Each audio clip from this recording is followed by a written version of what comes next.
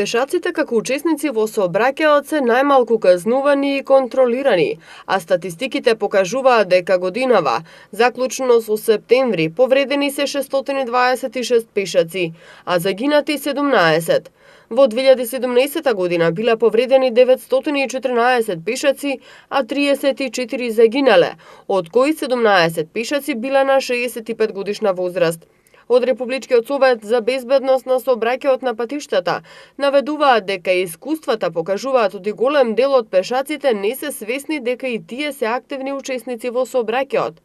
Улицата ја преминуваат надвор од пешачките премини, најчесто таму каде што ним најмногу им одговара, каде што им е најкраток патот, го претрчуваат коловозот, прескокнуваат џардиниери и огради, претрчуваат на црвен пешачки семафор.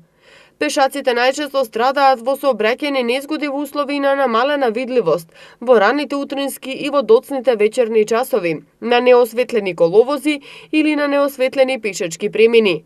Анализите покажуваат дека бројот на пешаци кои страдаат во сообраќајни незгоди, случајни токму на пешачки премин, е многу голем. Републичкиот совет за безбедност на сообраќајот на патиштата апелира до возачите дека нивна обврска е секогаш да се движат со особено внимание кога се приближуваат кон пешачки премин, да ја намалат брзината, да застанат и да ги пропуштат пешаците на пешачкиот премин.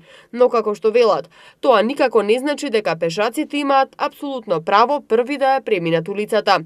Напротив, тие се должни да ја преминат улицата, откако ќе се уверат дека тоа може да го направат без да го загрозат својот живот, но и безбедноста и животот на возачите кои им доаѓаат во пресред.